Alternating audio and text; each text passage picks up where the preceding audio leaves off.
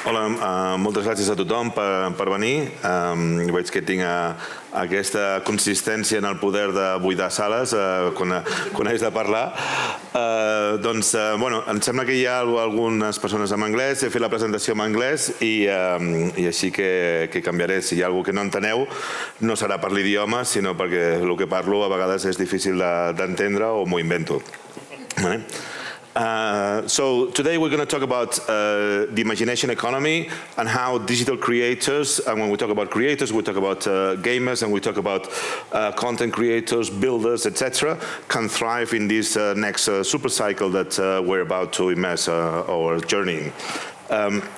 So I am Pérez. It's not an artistic name. It's actually my IRL name. I'm the CEO and founder of Metacampus. I've been working in innovation for the last 25 years, from Web 1 to Web 2 to now Web 3. And always trying to see how emerging technologies can be applied to develop new business solutions. So that's what we've been developing in the last company at Vision and as part of Media Pro as well. And now with Metacampus, we could see that the change and the speed in which this change is taking place, that is exponential technologies, are really disrupting every aspect of our society. We could no longer innovate for our clients. We had to help people embrace innovation, acquire the relevant knowledge, and with that develop new business solutions, new monetization models, new ways of living. So that's me in regards to the real life. I've not been very much involved in real life for the last 2-3 years because I've been living in the metaverse for just purely immersed in the Web3 culture, into the concepts of this decentralization, into working with virtual communities, and there my profile is Ready Pere 1. Which, yes, it does come from the book and then the film. So it's, I think it does work quite well. Or they call me Ready. I am an MFer. MFer, it is a fully decentralized Web3 community of motherfuckers, and I am really into memes. I'm really into digital art. I'm really into the concepts of decentralization, into onboarding people, because we see the social benefits. We are actually, this is more than a technology revolution, we're entering a social revolution, that we're actually creating the progressive digitalization of our society, and it's our last chance to actually influence how we want this digital society to work, how we want to protect our digital rights. Our digital rights in the future, they're going to be as important as our human rights today. We've already fucked up the planet, so let's try to protect and let's try to generate a better legacy for the new generation of digital citizens. And that's why in this concept that we do believe that a society on chain, it actually means a society without chains. It does liberate us, it does provide freedom. I'm talking about freedom here, and I think that as we go today, we keep evolving into these concepts of what does AI mean, what does blockchain and Web3 means, and so on. We will see so some of the problems that we're seeing today on eSports, on centralized models, on the attention economy.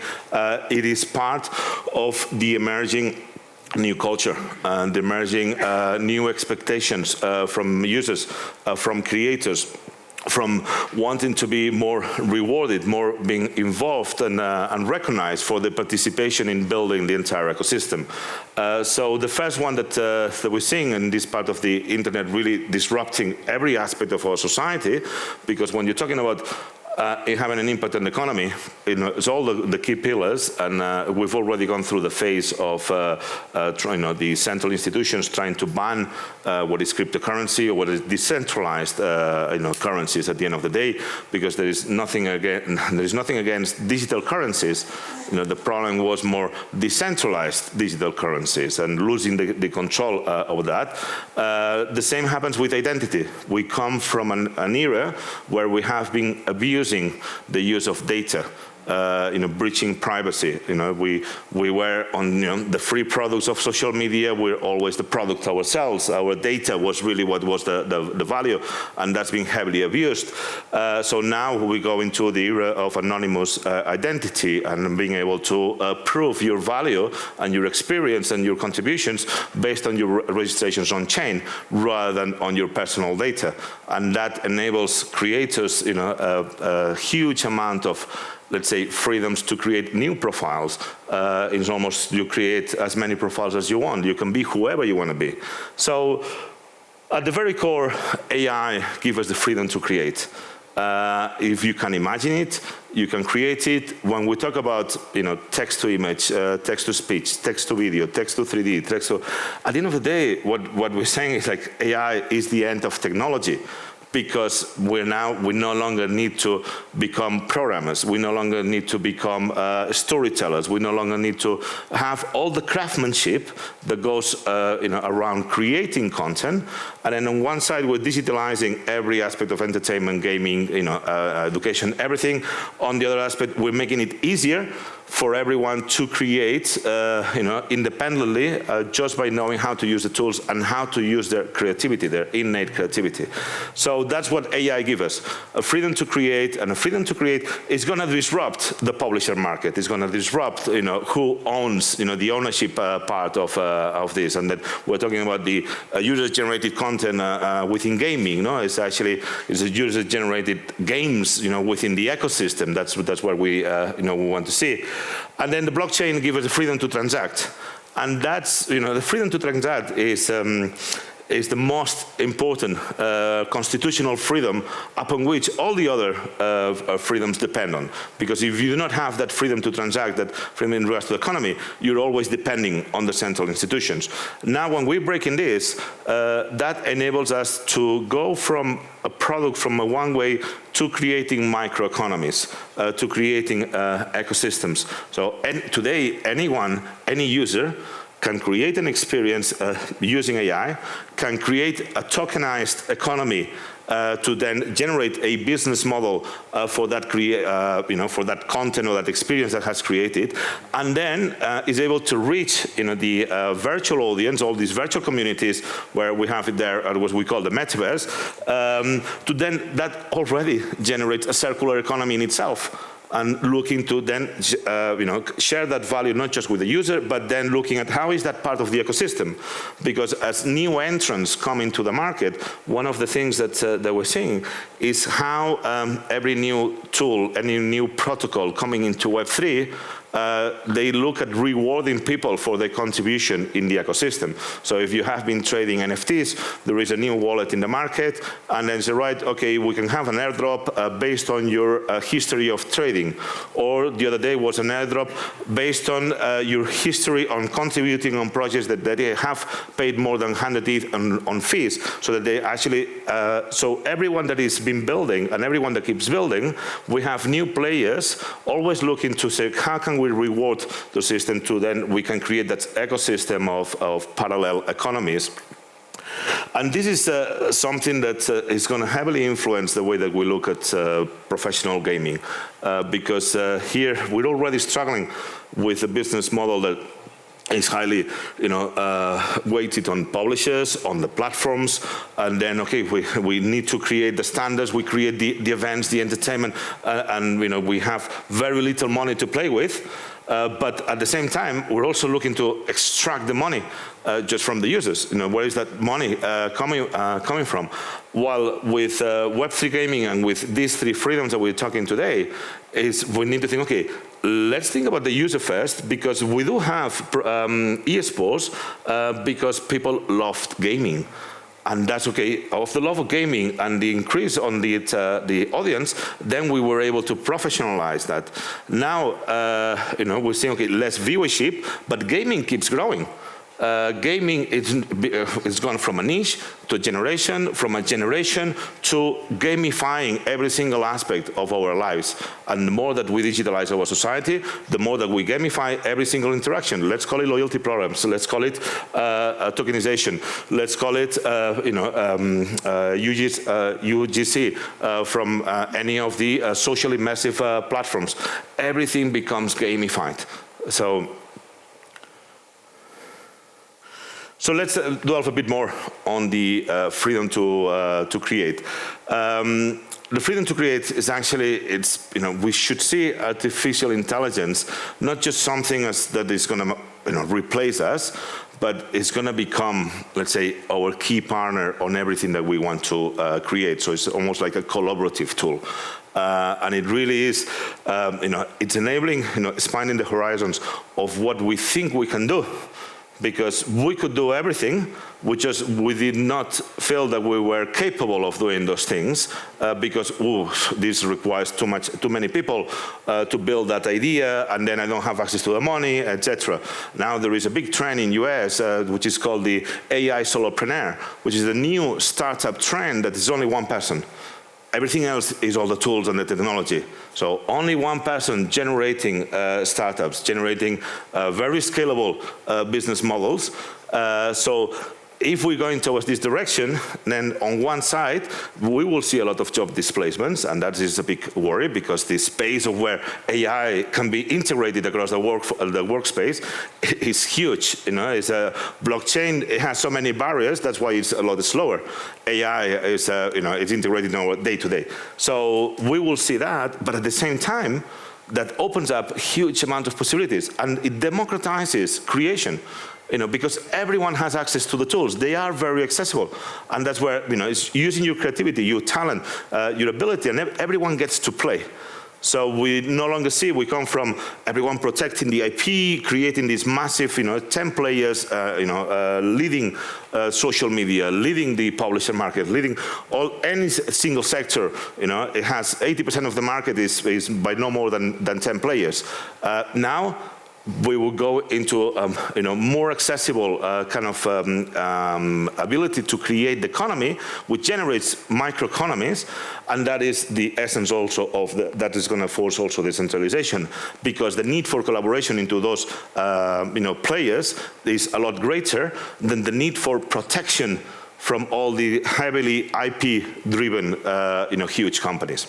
And that's where we're seeing that creators, and where creators, we include gamers here, they're going to have a key part on building this new economy. They can become this, the trailblazers of what we call the imagination economy, because if you can imagine it, you can actually create an economy around it to make it happen, to make it viable.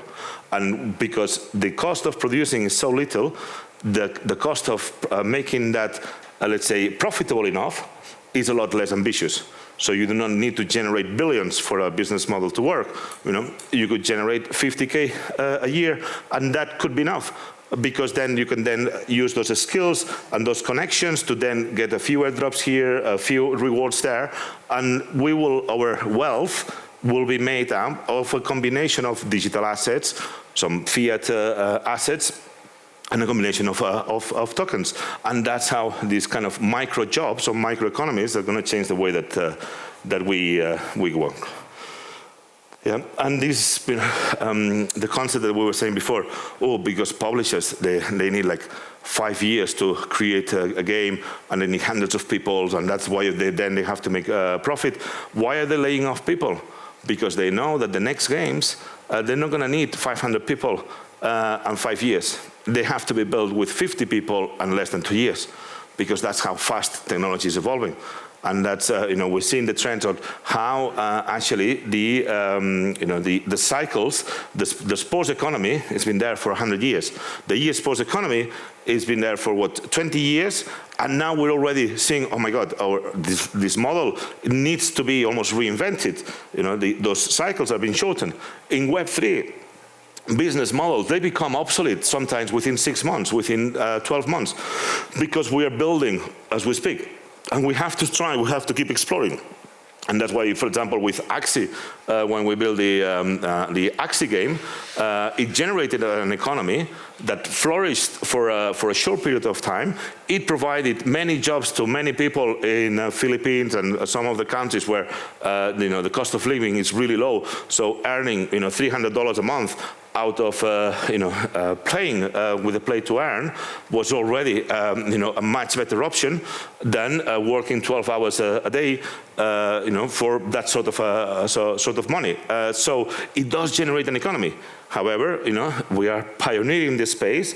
That economy was about, I would say, not sustainable. It was not, I don't like to call it a Ponzi, but it was not sustainable because it requires a lot of new people and a lot of new joiners to be constantly entering the game in order for the token to keep increasing in value and so on.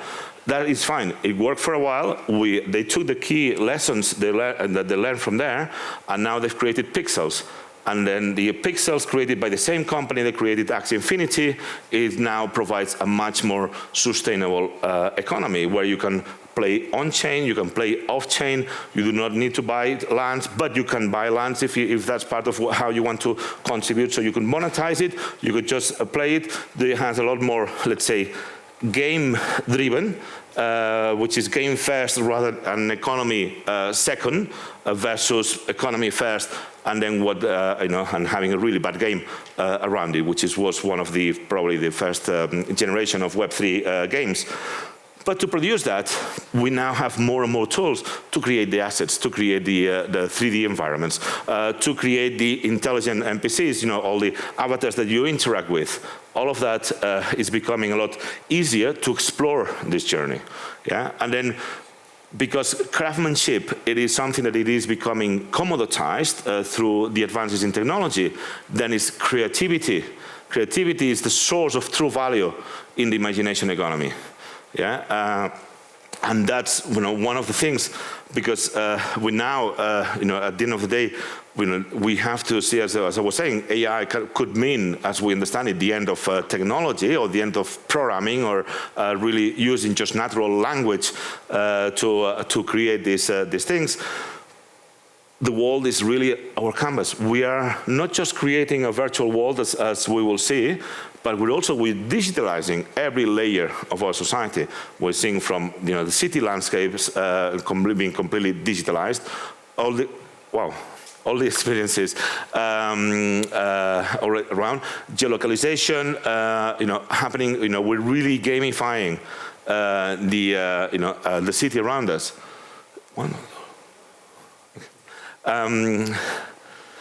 So actually then technology, it really is an extension of our dreams. And then when Elon Musk said, oh, actually we live in a simulation, and they created all the, all the hoo-ha around it, really when we're virtualizing every aspect of our day-to-day, of our entertainment, of our education, workplace, everything, it really means that we are gamifying everything. We're gamifying community building.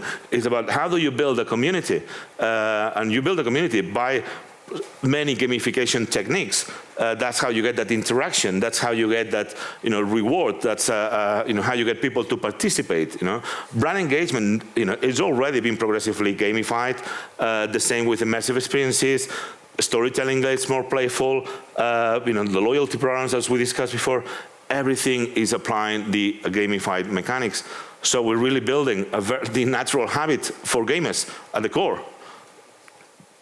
Yeah, so that is there, to me, and that is where, if we have the creativity, if we have this freedom, then we can become whoever we want to be. And having that freedom to become whoever you want to be, away from, takes away bias, it becomes a lot more diverse, more inclusive. It really brings the best out of people. Of course, it can bring the worst out of people as well, trying to impersonate other characters for the wrong purposes. But that is not about technology. There has been scams and drugs and hacks even before the internet. So still people are falling for I think they still generated about $700,000 a year from the Prince of Nigeria emails. People falling for that almost 30-year-old scam. So it is not let's focus on the positive elements of being able to create your own character and see how your talent really flourishes.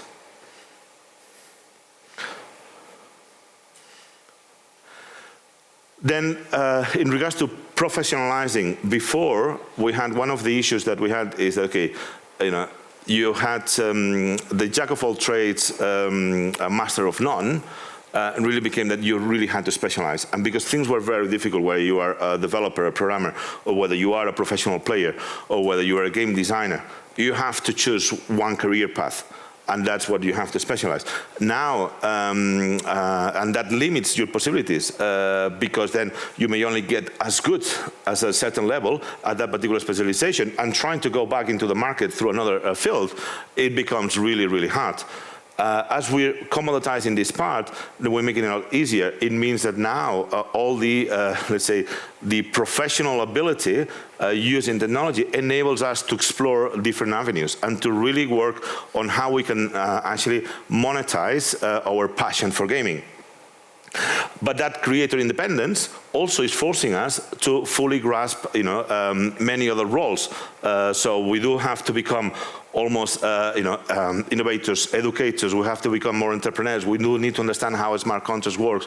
How the technology is actually how to get noticed within the social streams, given how the algorithm works, because it's very easy to be noticed by the Twitter algos or everything else. So that sort of knowledge becomes the basis for everything else that you want to be.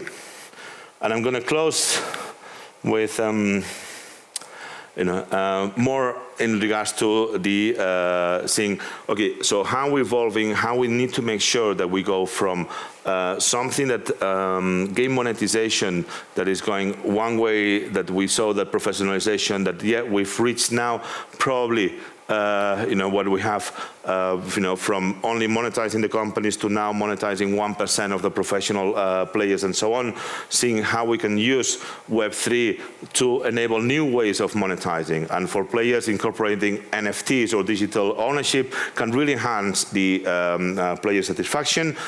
For builders, the NFTs and the tokens can actually help, increasing, all the contributors and accelerate that building process and improve the experience. And even for publishers, so Web3 can really, be used for governance and for coordinating, how your users, they want to evolve those games that they've always been passionate about, and make sure that the sustainability curve stays there. And that's about it for today. That's probably about 1/3 of the slides that I had, so I am timing it properly. If you have any questions, we can talk about later on. I'm going to be here after the event. I hope that it made a little bit of sense. That it's not doesn't sound all bullshit. And now we're going to the next one. But thank you very much.